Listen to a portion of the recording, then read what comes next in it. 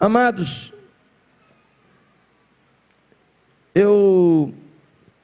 essa semana, eu assisti mais um capítulo da novela Brasil. Pastor, que novela é essa? É a novela que acontece em Brasília. E no capítulo dessa semana, nenhum autor de novela teria tanta criatividade para fazer um capítulo tão forte.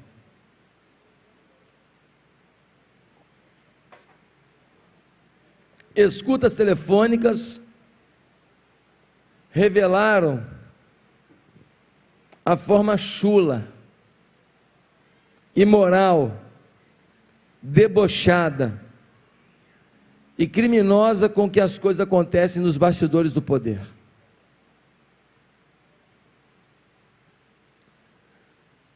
Alguns decidiram questionar se as ligações telefônicas autorizadas pela justiça eram lícitas ou não. Eu particularmente acho que as pessoas, ao invés de estarem tão preocupadas em afirmar se eram corretas ou não as escutas, deveriam estar preocupados com o conteúdo do que disseram.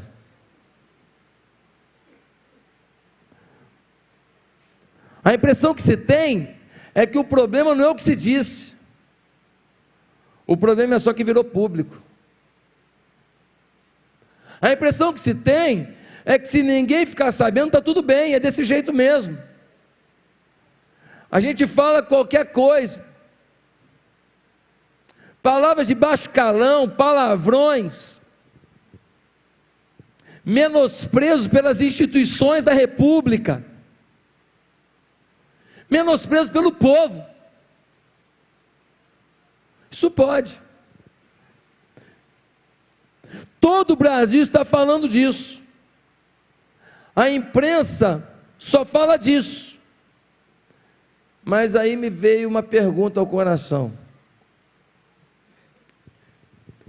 E se fosse você e eu, e as líderes, e os membros dessa igreja, e os cristãos que aqui estão, se fôssemos nós que tivéssemos sido grampeados, o que apareceria? O que aconteceria se as conversas de marido e mulher aqui estivessem grampeadas? O que aconteceria se os filhos ouvissem o que os seus pais têm conversado? O que aconteceria se os cristãos aqui fossem monitorados nos negócios que estão fazendo? Na forma como estão agindo nos órgãos públicos aonde prestam horas de serviço? É possível que muitos aqui, se ouvissem os grampos de si mesmos, se assustassem, porque já fazem algumas coisas no automático, já flui, já vai, já nem se tocam do menosprezo pela ética dos atos que vivem. O que você fala quando está só com os amigos de infância ou com os amigos do futebol? O que você assiste quando está na internet trancado no seu escritório? O que você assiste na televisão quando a esposa foi dormir na casa da mãe?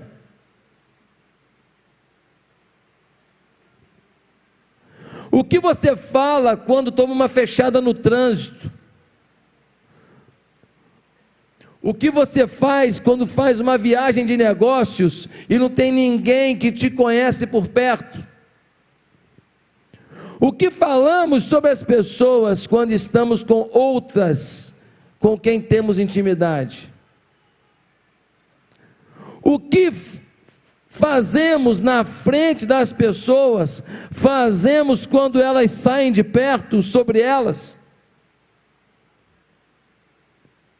O que falamos sobre os nossos líderes quando eles não estão presentes?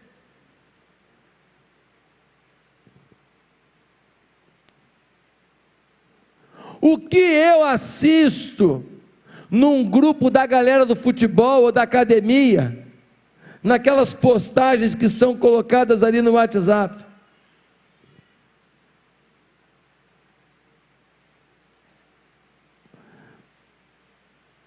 O que falo e faço na intimidade revela amor a Deus, temor a Deus, fé em Deus?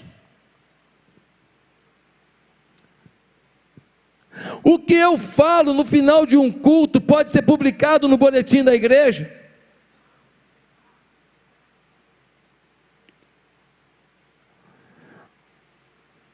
A linguagem do crente deve ser uma linguagem que expressa um nível moral, ético, espiritual, à altura do senhorio de Jesus Cristo.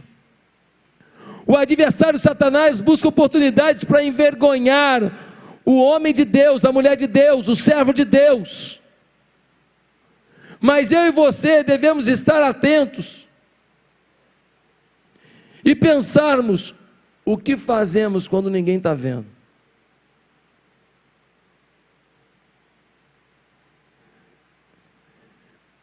Estamos preparados para o grampo?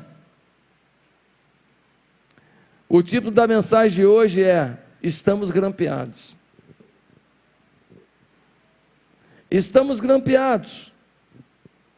E eu quero ler com você um texto da palavra de Deus que mostra claramente alguém que viveu esse drama. De longe dos holofotes tem uma atitude, mas perto dos holofotes tem outra atitude. Essa coisa inconsistente da nossa vida, essa coisa antagônica da nossa postura num momento e em outro. Por isso, leia comigo Êxodo capítulo 2, nós vamos ler do verso 11 ao 15.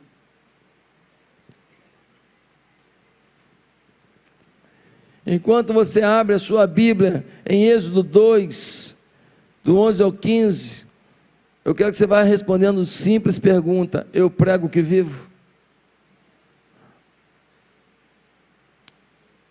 Eu prego o que eu vivo?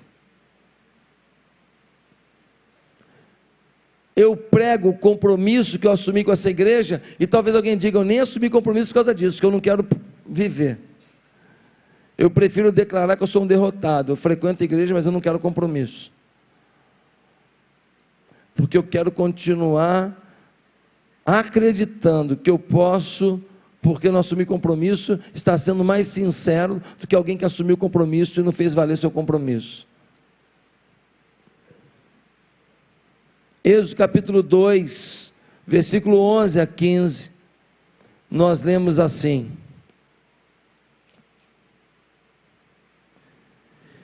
certo dia, sendo Moisés já adulto, foi ao lugar onde estavam os seus irmãos hebreus, e descobriu como era pesado o trabalho que realizavam. Viu também um egípcio espancar um dos hebreus. Correu a olhar por todos os lados, e não vendo ninguém, repete comigo, e não vendo ninguém, matou o egípcio e o escondeu na areia. No dia seguinte, saiu e viu dois hebreus brigando. Então perguntou ao agressor: por que você está espancando o seu companheiro? O homem respondeu: quem o nomeou líder e juiz sobre nós? Quer matar-me como matou o egípcio? Moisés teve medo e pensou: com certeza tudo já foi descoberto.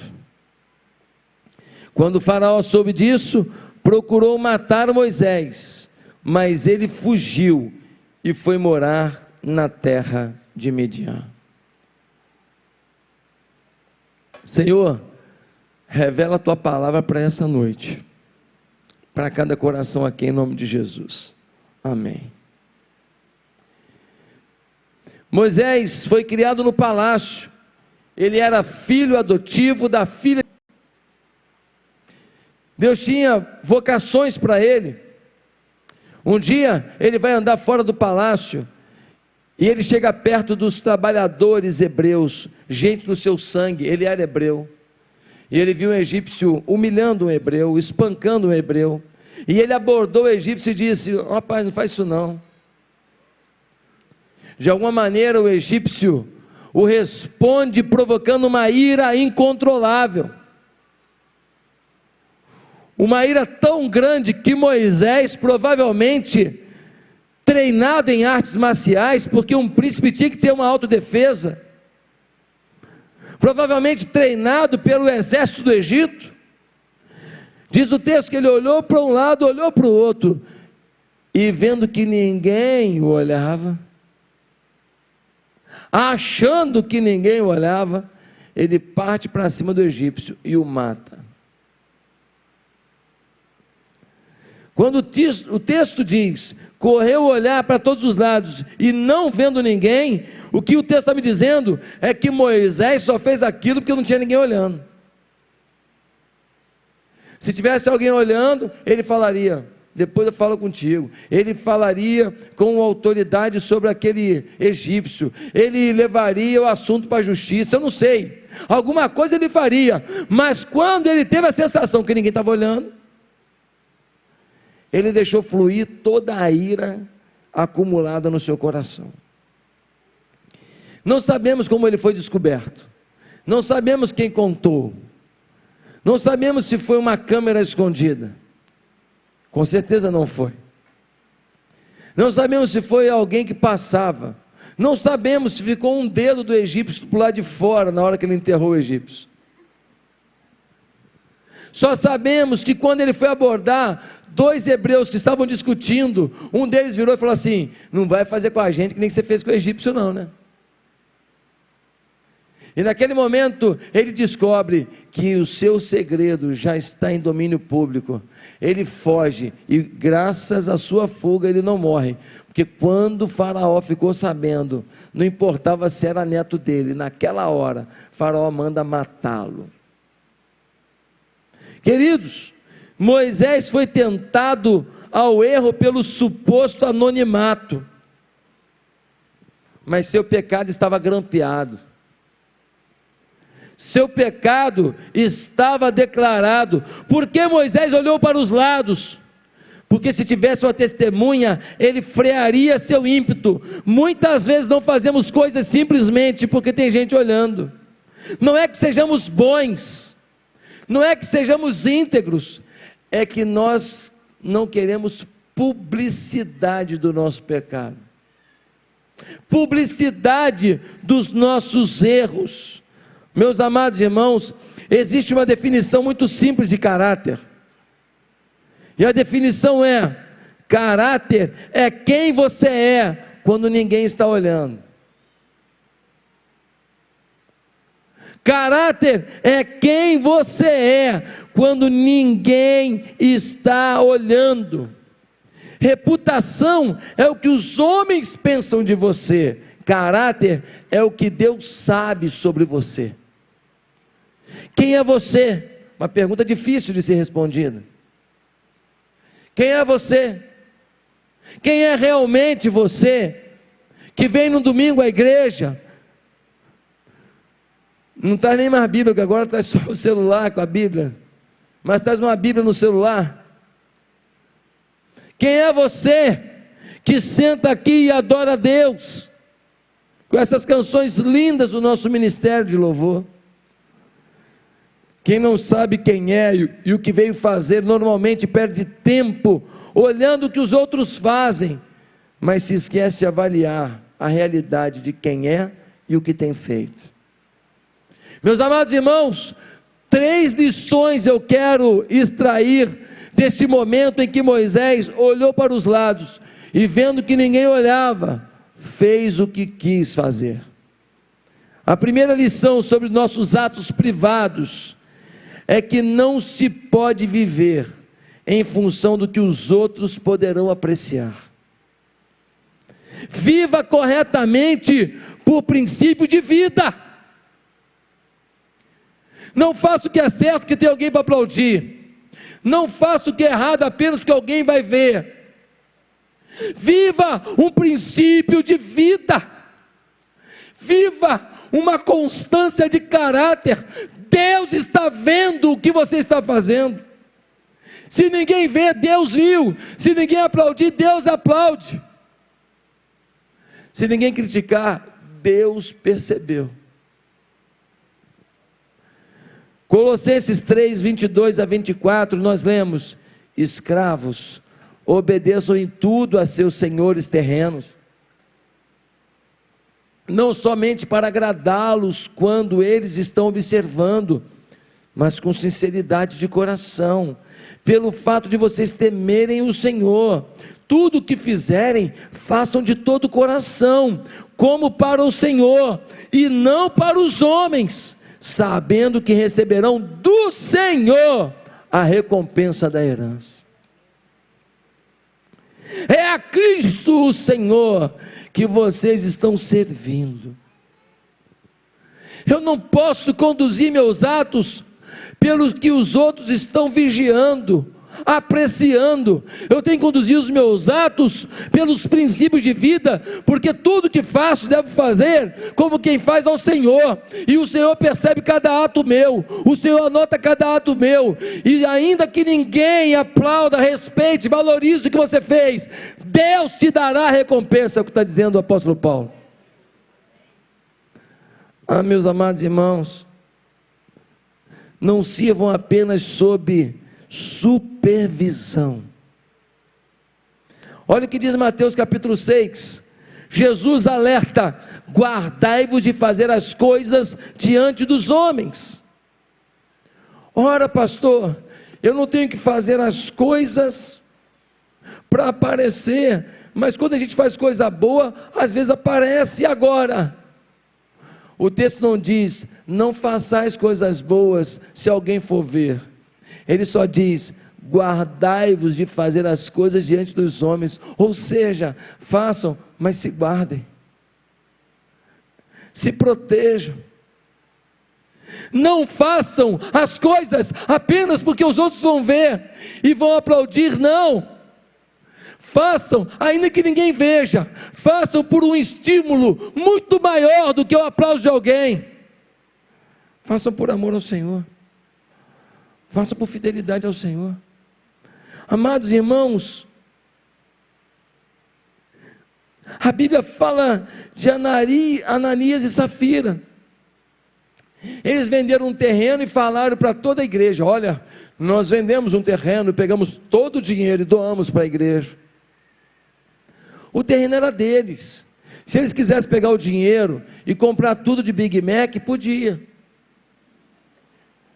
Ficava logo com a doença, logo, né?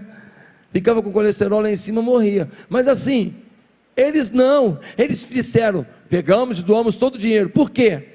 Porque um homem chamado Barnabé, pouco tempo antes, vendeu uma propriedade muito cara na ilha de Chipre, e pegou todo o dinheiro e doou para a igreja, e todo mundo aplaudiu o gesto de Barnabé. Então agora, eles querem o aplauso das pessoas, eles querem agora a reputação, eles querem agora a repercussão.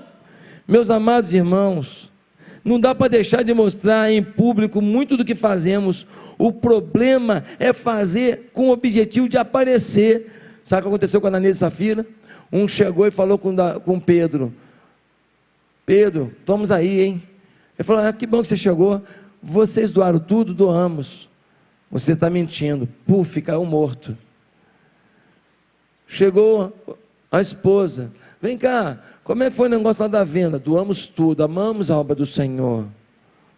Teu marido está morto ali, vai lá, deita ele do ladinho dele, puf, morreu também. Se a moda pega, aleluia. Provérbios 22, versículo 1, nós lemos: a boa reputação vale mais que grandes riquezas, desfrutar de boa estima vale mais que prata e ouro. Ou seja, a boa reputação é interessante. Pastor, então se a boa reputação é interessante, eu tenho que buscar a minha reputação, eu tenho que mostrar atos bons para as pessoas. A boa reputação deve ser a extensão do caráter e não a substituição do caráter.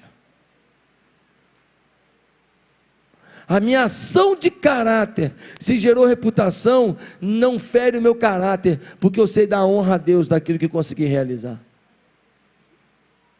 Mas quando meu alvo é aparecer, eu conheço um monte de gente que não dá o dízimo, aí ele dá meia dúzia de ofertinha para cá e para lá, e fala, eu ajudo muita gente. Eu ajudo muita gente nada, você não deu nem 1% que você ganha.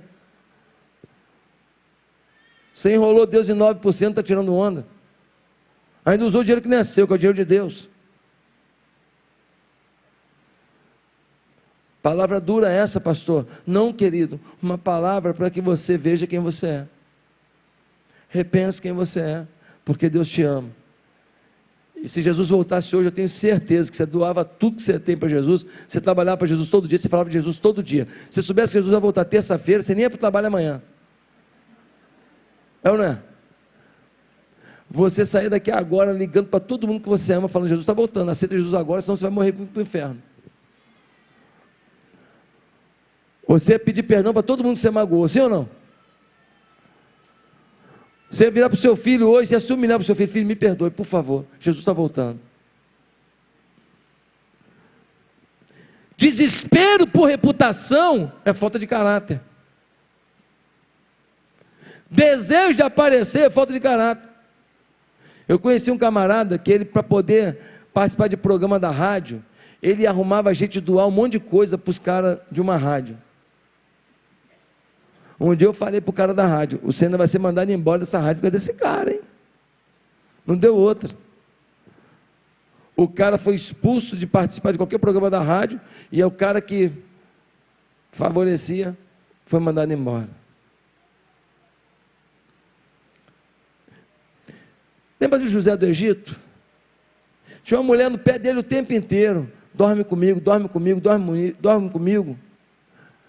O texto bíblico não diz se a mulher era feia, era bonita, se ela era gordinha, magrinha, se ela era ruiva, morena, não diz, mas era uma mulher de um oficial egípcio, uma mulher bem cuidada no mínimo, uma mulher que passava uns cremes lá, de babosa do deserto, na cara, e a mulher ficou insistindo, aí ela falou assim, ele não está dormindo comigo, por quê? Porque pode alguém ver. Um dia ela fez o quê? Ela tirou todo mundo da casa, ela deixou a casa sem ninguém, e ela pensou, hoje ele cai, porque agora não tem ninguém que possa ver. Mas José não vivia por reputação, ele vivia por caráter. E naquele momento, ele virou para aquela mulher, ela começou a se despir, começou a puxar a roupa de José, e ele disse, pecaria eu contra o meu Deus? Ela viu que não ia ter jeito, ele saiu correndo, pecaria eu contra o meu Deus? Ele foge. Havia um princípio maior que a reputação, havia um princípio de vida no seu coração, caráter. Quando Agar foi tirada de casa por Abraão, não tinha como ela conviver mais com Sara, e então ela sai de casa com o seu filho Ismael, e eles vão seguindo pelo deserto, chega uma hora não tem mais água, o menino vai morrer, e aí Agar chama Deus de El Roi. Sabe o que é isso? O Deus que vê. E Deus vê o menino chorando, e Deus faz brotar uma fonte de água no deserto, e eles se alimentam, e Deus prosperou a vida de Ismael. Tem até uma música agora, não tem? Deus de Abraão, Isaac e Jacó, é todo poderoso, nananana. Não tem? Se alguém te nananana, para te pessoa e morrer, Jesus vai acontecer. É bonitinha a música, eu gosto dessas músicas assim country, música country, qualquer dia eu vou vir aqui com um chapéu country para pregar, eu gosto desse negócio. Ô juventude, faz uma festa country aí, ué. Vocês não têm criatividade não, ué? Caramba, uma festa country aí, eu vou subir no touro, vocês vão ver o show que eu vou dar, entendeu? Meus amados irmãos, Deus vê, lá em Apocalipse capítulo 2, no versículo 18 em diante, diz que Deus tem olhos de fogo. significa que os olhos do Senhor derretem qualquer barreira. Ele enxerga através das paredes do motel. Ele enxerga através das paredes do lugar das suas negociações, irmão. Ele enxerga através dos telhados da sua casa, quando você fala com a sua mulher, com a mãe dos seus filhos. Ele enxerga quando você vira para o seu marido e fala assim: pega suas coisas e vai embora. Você já falou isso 2.000 vezes. Que ele nunca vá, para você não se arrepender da burrice que você está fazendo. Deus tem olhos de fogo que atravessam os tetos dos nossos carros, que derretem qualquer barreira e enxergam tudo e veem tudo. Hebreus 4,13: nada em toda a criação está oculto aos olhos de Deus, tudo está descoberto e exposto diante dos olhos daquele a quem havemos de prestar contas. Já era, estamos grampeados, não há a menor chance. Pastor, mas já fiz tanta coisa errada na minha vida. Pois é, de alguma maneira Deus filma isso tudo. Deus tem lá um sistema Ultra HD High Definition, que diz a Bíblia que um dia nós vamos prestar contas da nossa vida, e nesse momento o filme da nossa vida passa. Tudo que você fez, você não vai ter a menor dúvida: eu fiz mesmo, é a gravação que foi feita, é a minha voz, não tem jeito. No vídeo sou eu, a filmagem sou eu, não tem jeito. Tem coisa que não tem jeito, não adianta ficar explicando. Você foi chulo, imoral, mau caráter, sem respeito. Assuma, peça perdão, volte-se para Deus. Mas a Bíblia diz que Ele também filma tudo de bom que a gente faz, e que Ele pode perdoar o que a gente fez de errado, e Ele pode no dia dessa filmagem toda dizer: você fez isso, mas assim, você foi perdoado, você realmente se arrependeu, e eu te resgatei, eu te transformei, e você foi feito à imagem e semelhança do Rei. Você tem que tomar posse disso. E diz que o Senhor vai nos recompensar, diz o texto, pelas coisas que fazemos. Gálatas 6, versículos 7 a 9. Gálatas 6, é uma frase forte.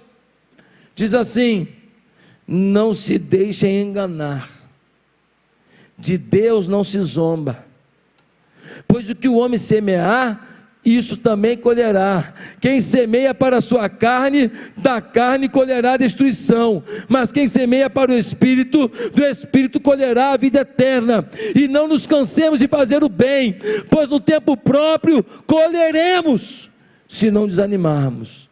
Repete comigo: se não desanimarmos. Porque às vezes você faz o bem e não tem aplauso, você faz o bem e não é reconhecido, você faz o bem e ninguém te homenageia. Não desanime, Deus está garantindo que a tua semente vai dar fruto. Sabe o problema da gente? A gente faz o certo, aí vê o cara fazer tudo errado e está prosperando financeiramente mais que a gente, e a gente se avalia tão fragilmente que a gente não olha tantas outras bênçãos que a gente tem, e aquele miserável rico não tem. Tem gente que é tão rico que só tem dinheiro. Desculpa, é tão pobre que só tem dinheiro. Tão pobre, só tem dinheiro, só, nada. Tem gente que não tem dinheiro, tem caráter, tem tudo. Glória a Jesus. Glória a Jesus. Essa semana agora eu precisava de um dinheiro para poder comprar o equipamento da televisão. Para a televisão, em 2 meses está tudo no ar, já está tudo organizado. A Anatel Comunicações, a nossa fundação, está com tudo belezinha lá. E a gente não tem dinheiro na igreja hoje, a gente está num momento bem apertado, porque são muitas despesas. Uma pessoa falou assim: pastor, eu soube que o senhor está precisando disso, eu posso emprestar o dinheiro? Eu falei: sério mesmo? Sim. Compra aí, bota a televisão no ar, eu sei que o senhor quer tanto botar no ar a televisão. E aí, sexta-feira, me deu sinal verde e emprestou 100 mil reais para a igreja. Glória a Jesus. Meus amados irmãos, diz o Gálatas versículo 9: portanto, enquanto temos oportunidade, façamos o bem a todos, especialmente os da família de fé. Meu querido, de Deus não se zomba, tem que fazer o bem, não desanime, Deus está vendo e Deus tem recompensa. Um grande avivalista do passado, ele disse uma coisa muito interessante. Ele diz: deveríamos estar mais preocupados com o caráter nobre que com a boa reputação. A popularidade pode ser alcançada muito rapidamente, mas um caráter nobre é produto de anos de disciplina divina. Reputação, numa fase da vida, eu faço um negócio, apareço, todo mundo me aplaude. Caráter não. Caráter é fruto de uma história, de erros e acertos, de tapa na orelha que a gente dá, de bronca que a gente toma, de pranto que a gente derrama. Caráter não é fruto de uma conquista de momento, de um momento bom na nossa história, não. Um outro homem disse: o que sou à luz determina a minha credibilidade, o que sou no escuro determina a minha autoridade. Diante dos homens precisamos de reputação, pois ela traz credibilidade, mas diante de Deus o que vale é caráter. É daí que vem a nossa autoridade. Reputação, credibilidade, mas caráter é que nos garante a nossa autoridade concedida por Deus. Meus amados irmãos, eu quero muito que você prospere, quero muito que os seus negócios fluam, que você ganhe dinheiro, que você passe no concurso, que o seu filho passe no vestibular, que a sua filha case com um cara bacana, que o seu vestido chegue, que o seu sapatinho esteja bonitinho, tudo isso eu quero, que você coma uma comida direitinha, legal, bacana, todo mundo junto, que nunca falte nada na sua casa, mesmo com o tomate chegando quase a R$50 do jeito que está indo, que você tenha salada de tomate na sua casa, que você tenha tudo bonitinho, tudo isso eu quero, mas eu quero que você tenha caráter. Porque tudo que eu desejei para você, alguém pode roubar, mas o seu caráter ninguém pode. O seu carro alguém pode roubar, o seu caráter não. O vestido alguém pode furar na hora de passar, o seu caráter não. Se um cara que nem Moisés olhou para um lado, olhou para o outro, não tem ninguém, foi lá e fez a besteira danada, porque não tinha ninguém olhando, quanto mais a gente. Por isso que é perigoso ficar sozinho. Por isso que a gente tem que saber até onde a gente aguenta sozinho. Vou viajar, quanto tempo você vai ficar sozinho? Às vezes é melhor dividir um quarto com alguém do que ficar sozinho. Não, amigo, vamos rachar um quarto aqui que um cuida do outro. Um exorta o outro. Segundo lugar, o que eu aprendo dos nossos atos privados? Você não tem como medir a consequência de uma atitude que parece que ninguém está olhando. Não. Você não tem como medir a consequência. Primeiro, você não tem que basear a sua vida na avaliação dos outros. Segundo, você não tem como medir a consequência de uma atitude que parece que ninguém está olhando. Moisés perdeu uma posição de príncipe para foragido. Moisés perdeu uma vaga num quarto palaciano para morar no deserto. Ele perdeu a frequência na corte para agora fugir de todos que compunham a corte. Ele era aplaudido uma hora, agora ele é caçado.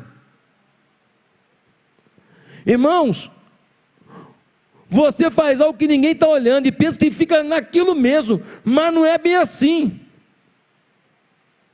Um homem estava num restaurante em São Paulo, morava no Rio, foi jantar com uma mulher que ele conheceu lá em São Paulo. A melhor amiga da mulher dele nunca tinha ido a São Paulo, foi pela primeira vez a São Paulo, resolveu ir no restaurante, adivinha onde?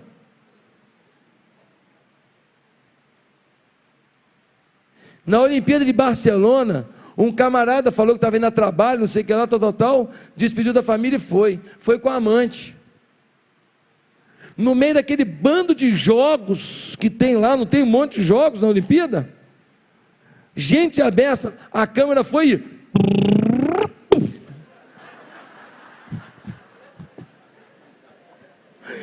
na testa do miserável. Gente, a família inteira assistindo na hora. Meu teu pai? Vocês lembram disso? Saiu no jornal. A câmera, dá um zoom aí. Puf. Meus amados irmãos, a gente faz uma coisa, parece que ninguém está olhando. Ah, pastor, eu só faço coisa errada quando eu estou lá no gabinete meu, lá no meu escritório, lá no meu quarto, sozinho.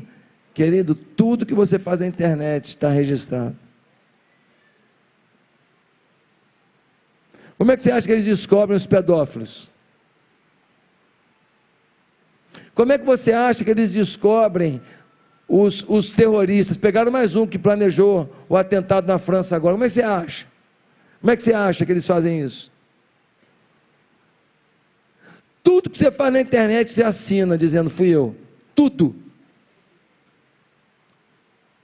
Todo acesso seu na internet vai junto com a assinatura do meio eletrônico que fez aquilo. E pelo meio eletrônico se sabe de onde veio, a posição, a casa, o dia, a hora, tudo.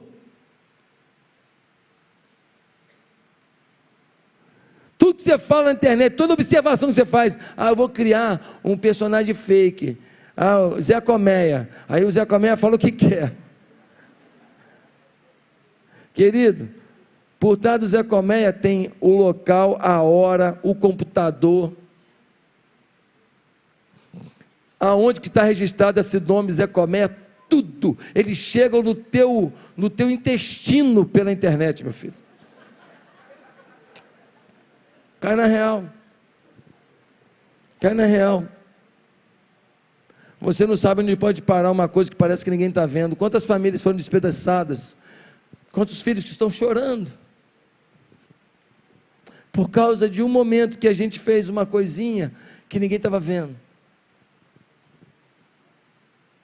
Quantas pessoas estão na cadeia porque um dia aceitaram fazer uma coisa que ninguém estava vendo?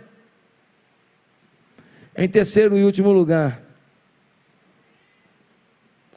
sobre os nossos atos privados, eu quero dizer que seus projetos mais importantes podem morrer por atitudes quando ninguém está olhando. Deus tem um plano para a sua vida. Deus tem coisa a fazer através da sua vida.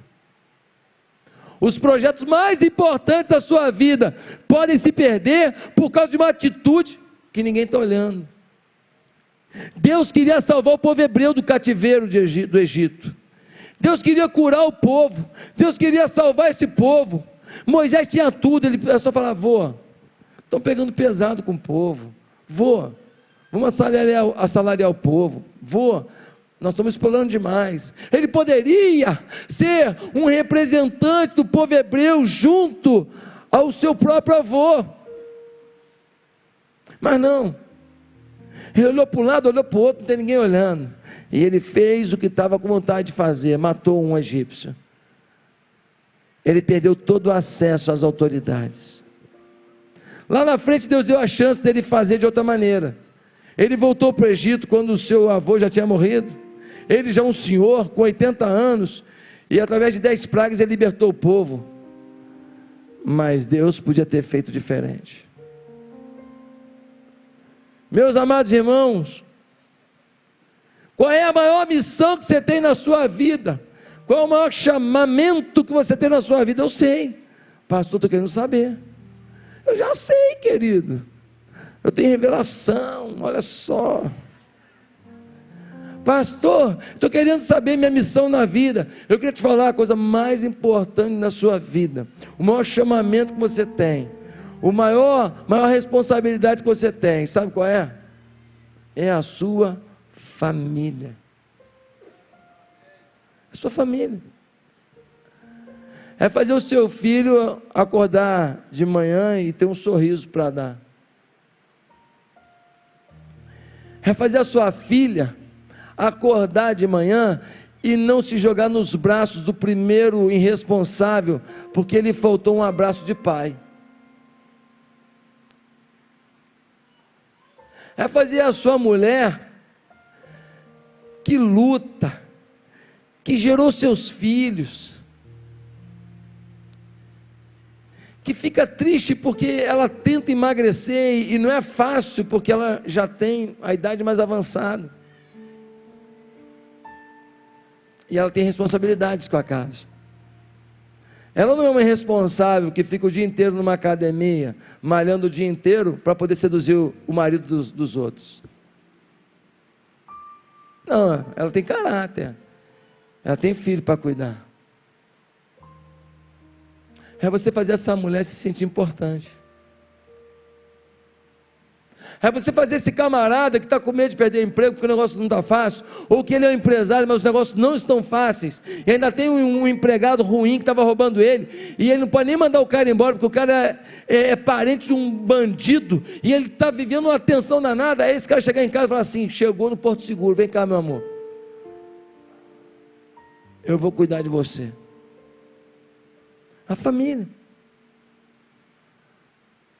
Meus amados irmãos, estamos grampeados por Deus. Quem é você quando ninguém está olhando? Quem é você quando ninguém está registrando? Deus está lá. Um homem não é medido por uma fita métrica que se coloca da sua cabeça à planta do pé. Um homem é medido por uma fita métrica que se coloca ao redor do seu coração. Pior que o que age erroneamente, deliberadamente, dizendo eu sou assim mesmo, é aquele que é hipócrita, que diz que não é, mas é,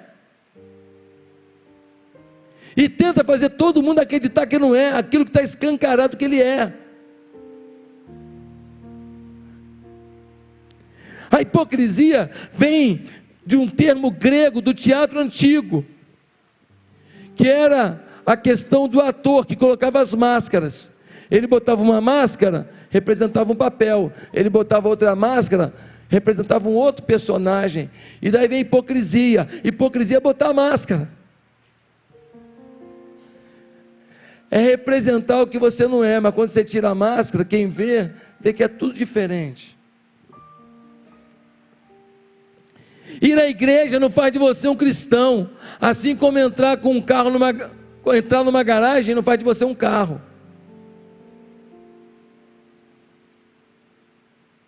Ser um cristão não é entrar numa igreja, é entrar nos atos de Deus, é seriedade com Deus, é paixão por Deus.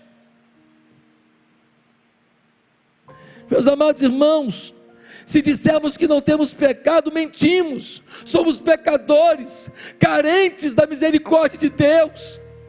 Somos frágeis, somos limitados, mas isso não nos dá o direito de nivelar por baixo, porque temos um Deus que nos ergue, temos um Deus que nos ama, temos um Deus que com sua graça nos perdoa de todo pecado e nos coloca em patamares de honra e de vitória. Temos um Deus que nos usa. Você viu as pessoas aqui hoje dizendo, eles ganharam centenas de pessoas para Jesus, gente que nunca tinha pregado a palavra, gente que nunca tinha falado um oi espiritual, está sendo usado para a transformação do mundo. Deus é contigo, mas Deus não é com a tua hipocrisia. 4 perguntas para terminar essa mensagem. Primeira pergunta: quem é você quando está diante de suas maiores tentações? Quem é você? Davi tinha um problema com o sexo oposto. Davi tinha uma dificuldade com mulher. Não tinha pornografia na internet, mas ele ficava na varanda dele fiscalizando as mulheres dos outros. Um dia ele tanto futucou de ficar olhando para a janela dos outros, que ele viu a mulher se banhando. Talvez aquela mulher já se banhou ali, porque sabia que ele ficava olhando mesmo. Já vai alguém falando que eu sou machista, estou botando a culpa na mulher.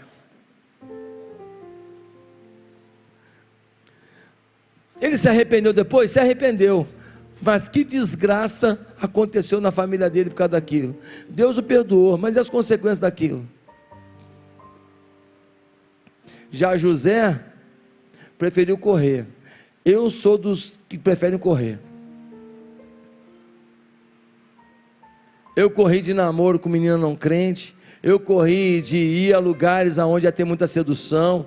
Eu corri das boates. Eu corri porque eu não era forte para ir para lá e resistir. Eu venci porque eu fui covarde, né? Não, eu venci porque eu sabia quem eu era. Se você não souber quem você é, você vai se arriscar naquilo que você não tem o domínio do que pode acontecer. A santidade não é você enfrentar a sua área de maior tentação e decidir vencer, é você simplesmente fugir dela.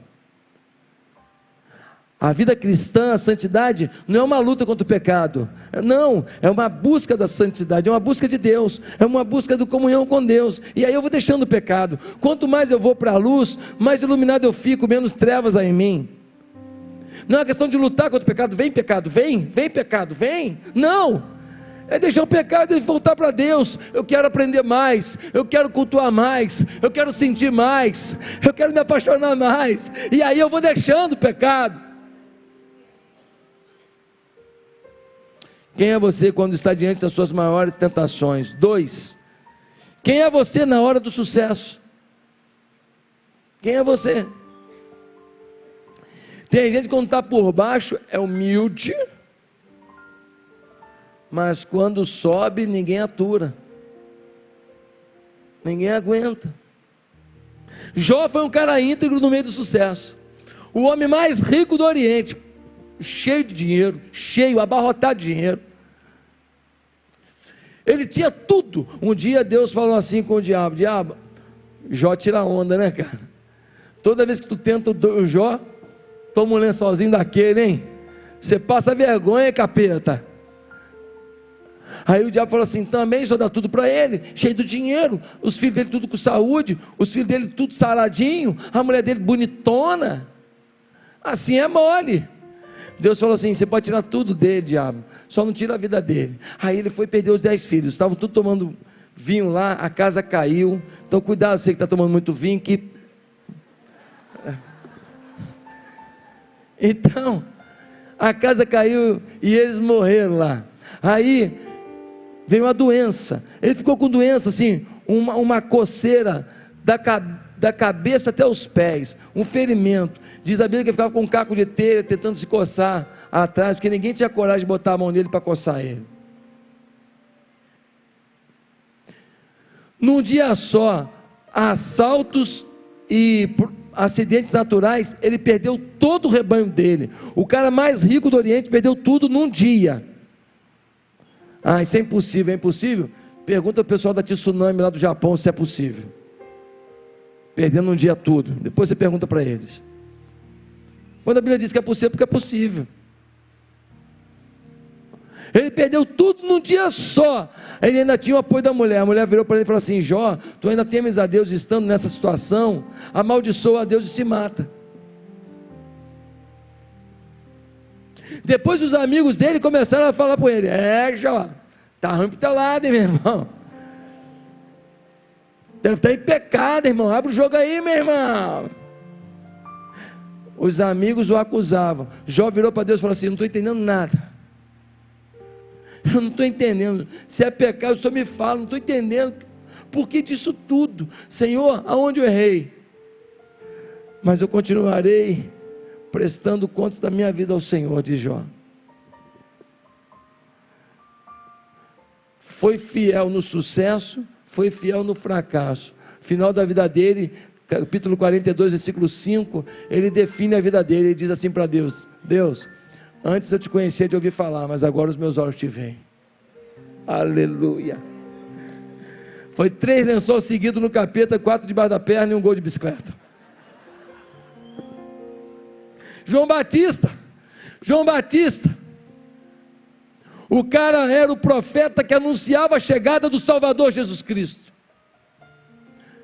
Mas ele tinha uma roupinha meio esquisita, não era?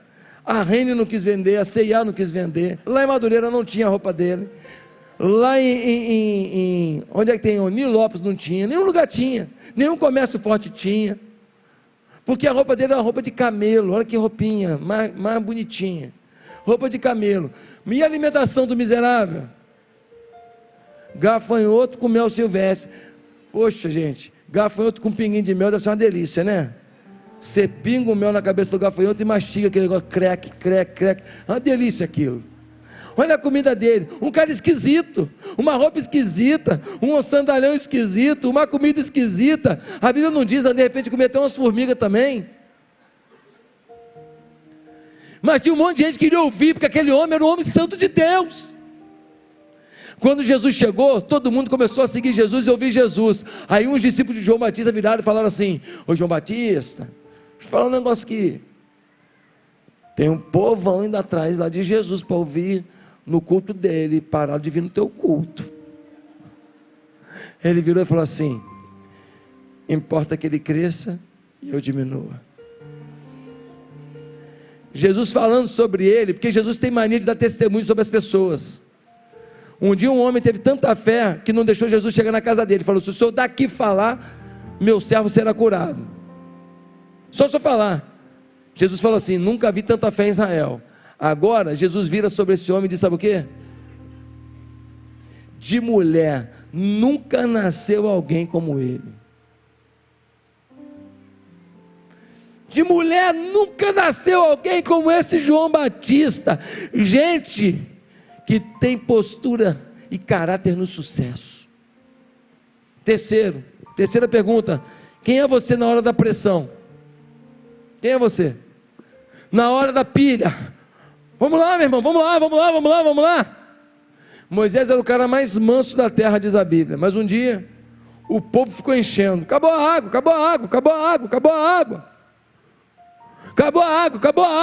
água. Ele virou para Deus e falou: Deus, não aguento mais esse povo aqui no meu ouvido murmurando, enchendo a paciência. Deus falou assim: vira para a rocha e fala assim: ô rocha, sai água aí para o povo aí. Ele falar para a rocha, pegou o pedaço de pau dele lá e foi pau na rocha, e da rocha saiu água. Colocou sua raiva em voga. Por causa disso, Deus disse: o povo vai entrar na terra prometida, você não. Pastor, mas é injusto. Um homem que nem Moisés, foi um momento. Todo mundo tem direito a um momento. A quem mais é dado, mais será cobrado. O dia que Deus desceu na nuvem para falar comigo face a face, nem falou com ele, se eu só espirrar diferente, Deus já vai me detonar. A quem mais é dado, mais é cobrado. O que Deus tem feito na sua igreja, você não pode mais duvidar de Deus. Os milagres que têm acontecido aqui, você não pode mais ser o mesmo. As pessoas que estão salvando vidas aqui, você não pode mais ficar uma semana inteira sem falar de Jesus. Você não pode mais ficar um mês inteiro sem ganhar alguém para Jesus. Não, você não pode mais ser o mesmo. O que Deus tem feito aqui diz para você que você tem que ir além. Quarta e última pergunta para acabar: quem é você diante do fracasso? Quem é você? Jó perdeu tudo, ficou firme. Quando a mulher falou para ele: Jó, se mata aí, miserável. Ele disse: como fala uma louca, falas tu? Porventura receberia eu o bem de Deus e não o mal? Ele me deu e me tomou. Bendito seja o nome do Senhor. Lembra quando Paulo expulsou os demônios de uma menina que tinha espírito de adivinhação? Atos capítulo 16. E ela dava dinheiro para os patrões dela. Ela descobria as coisas por manifestações demoníacas, e aí eles ganhavam dinheiro. Eles ficaram chateados. A menina agora Sansão não estava adivinhando nada para eles. Pegaram Paulo e Silas, levaram para a praça pública. As autoridades mandaram bater neles. Eles foram açoitados, as costas totalmente lanhadas, marcadas por sangue, por dor. Eles ficaram totalmente desfigurados. Pegaram os dois e botaram num calabouço frio, numa prisão cheia de barata para lá e para cá, cheia de lacraia para lá e para cá.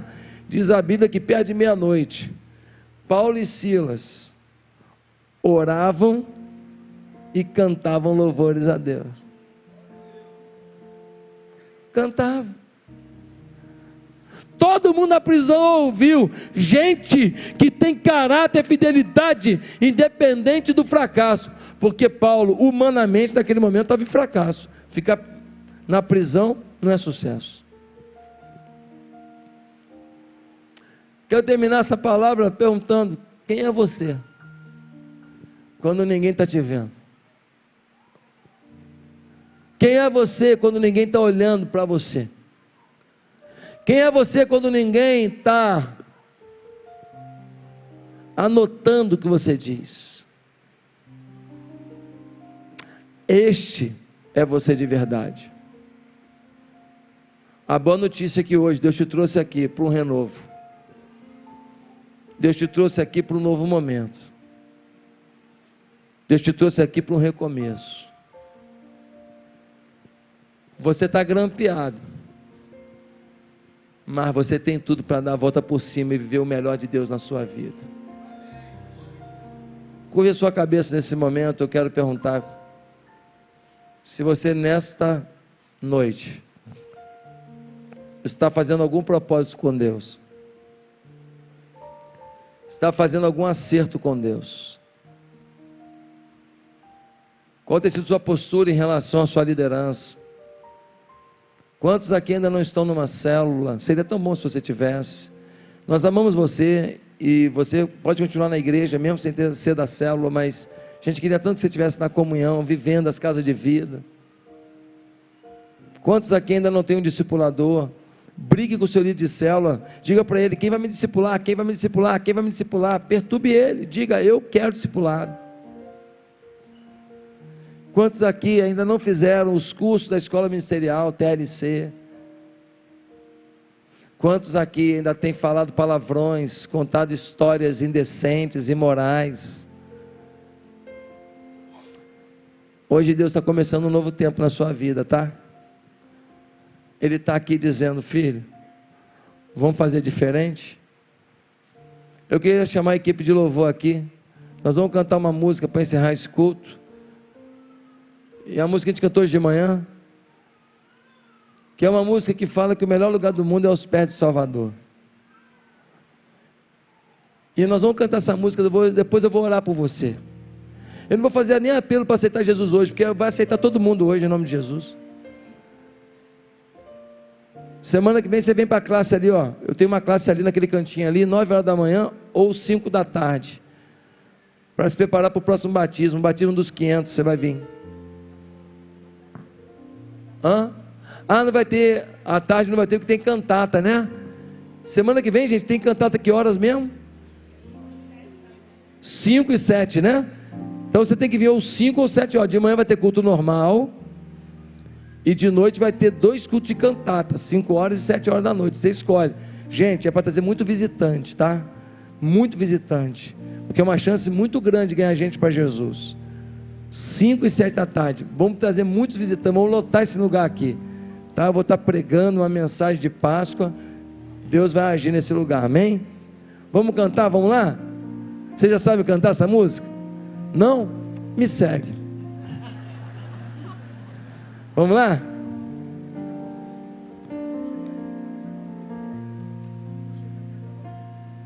O melhor lugar do mundo é aos pés do Salvador. Escurece um pouco.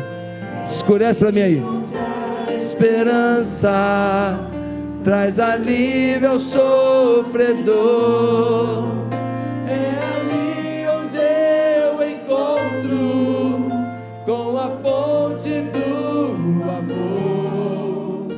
O melhor lugar do mundo é aos pés do Salvador. Você já aprendeu? Fica de pé, vamos orar. O melhor lugar do mundo é aos pés do Salvador.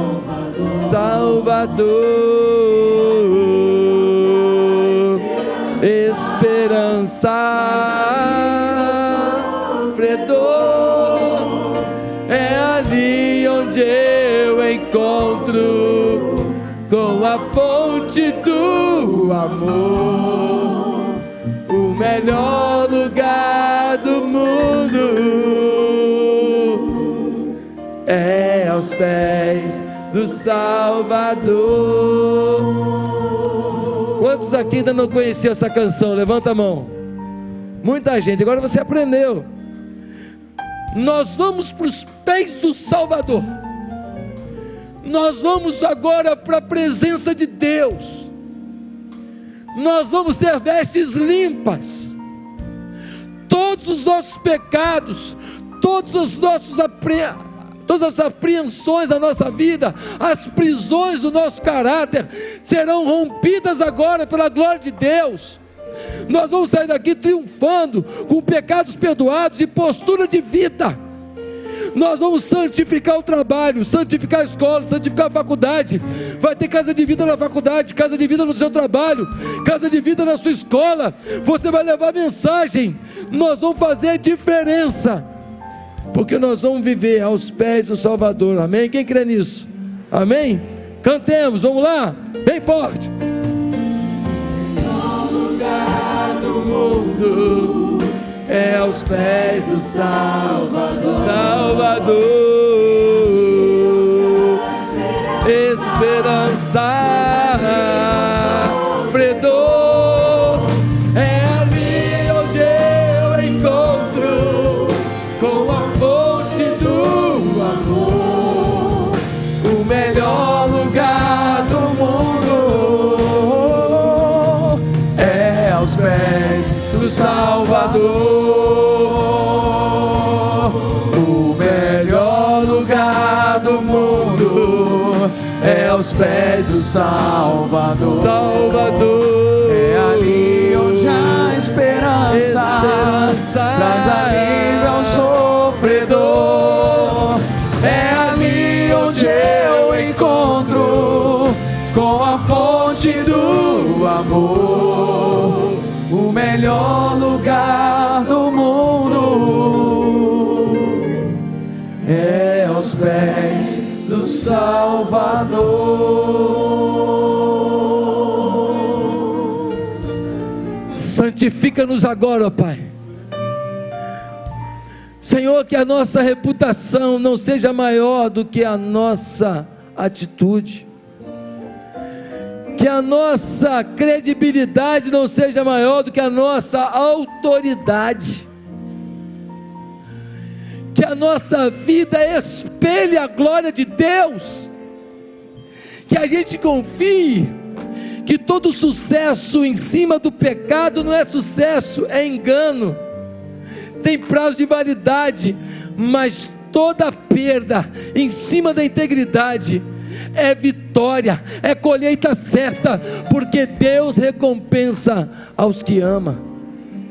Senhor, que a nossa vida seja uma expressão clara da Tua glória, que maridos e esposas se perdoem e peguem nas mãos uns dos outros, que o ciúme maluco saia de lado, que as acusações pontiagudas sejam deixadas de lado, que a palavra de ternura tome as famílias aqui. Senhor, declaramos a Tua glória dos nossos negócios, nas nossas relações do dia a dia de trabalho com as pessoas. Senhor, declaramos que teremos uma vida tão pura, tão linda, um caráter tão afiado, que o grampo dos homens só vai revelar que Jesus mudou a nossa vida, porque mais importante que o grampo dos homens é o grampo divino. Nós sabemos que os Teus olhos estão sobre nós. Deus, que a gente pense para falar, não fale qualquer besteira, qualquer porcaria, que amaldiçoa alguém, que machuca alguém, que desrespeita a nossa liderança. Tem que haver obediência a Deus, de pai aos seus líderes, bem como dos filhos aos pais. Tem que haver obediência, Senhor, tem que haver respeito. Ó Deus, derrama uma unção perdoadora nesse lugar agora, que ninguém saia daqui debaixo da acusação do diabo. O que se fez ficou, o que faremos permanecerá para sempre. Isso é que vai ficar. Ó Deus, quantas pessoas ainda não entenderam isso, Quantas pessoas ainda não assimilaram isso? Estão preocupados com dons, com isso, com aquilo, tudo isso é importante. Mas Deus, o fogo do Espírito Santo é salvação de vidas. O fogo do Espírito Santo não é rodopio, não é grito, é vida. Que o fogo do Espírito Santo seja o nosso alvo. Numa igreja equilibrada, que tem palavra e que tem milagre, que tem palavra e que tem poder, mas o milagre e o poder estão baseados na palavra. Ó Deus, que esse equilíbrio gere orgulho no nosso coração, orgulho bom, a identidade, para que a gente possa, ó Deus, permanecer aos teus pés e fazer diferença no mundo. Leva-nos debaixo da tua proteção, é a nossa oração no nome de Jesus, amém. Vamos só mais 2 vezes para finalizar, vamos lá? O melhor lugar do mundo é aos pés do Salvador, é ali onde eu encontro com a fonte do amor. O melhor lugar do mundo é aos pés do Salvador. A última. O melhor lugar do mundo é aos pés do Salvador. É ali onde a esperança traz alívio ao sofredor. É ali onde eu encontro com a fonte do amor. O melhor lugar do mundo é aos pés do Salvador.